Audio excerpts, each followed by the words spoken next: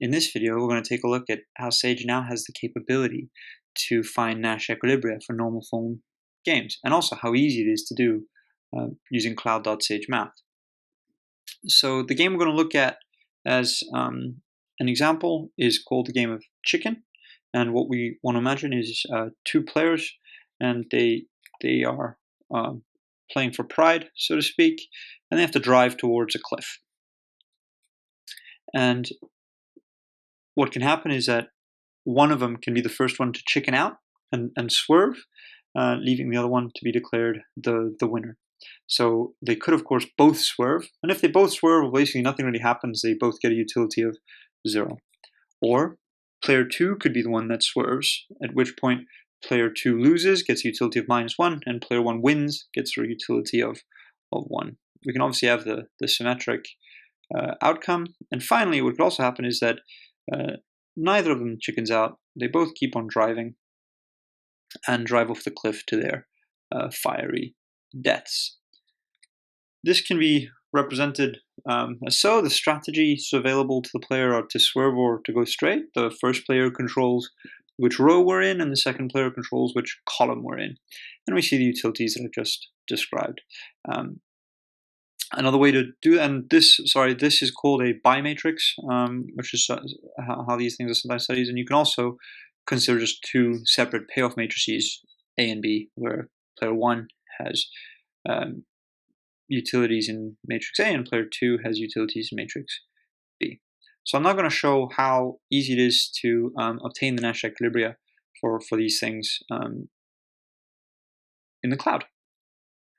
So this is cloud.sage math.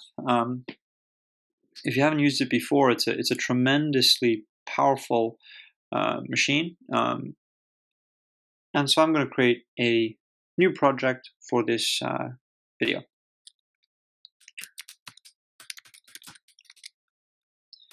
Create the project. It appears there, so I click on that, I open the project, and I'm basically firing up a little Linux machine for me in the cloud with access to the terminal, a whole bunch of programming languages, and the one I'm looking at, which is Sage. So I'm going to create a new file.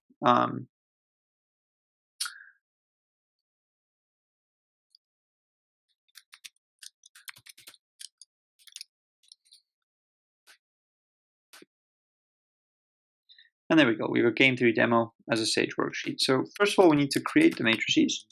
And we just use normal Sage code, which is pretty straightforward.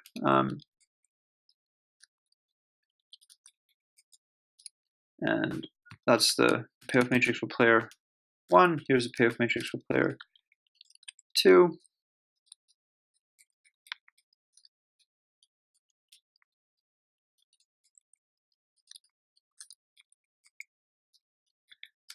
And there you go. I've defined those matrices, and we can do all sorts of things to them. So for example, we can check that this game is what's called symmetric because the payoff matrices are transpose of each other. But we can do all sorts of things. If you haven't used Sage before, it's got a very good linear algebra component. So once we've done this, we just need to create our game. So let's call it chicken, and it's going to be a normal form game. I just use tab to complete then, and I create a list where I pass these two matrices. And if I take a look at chicken,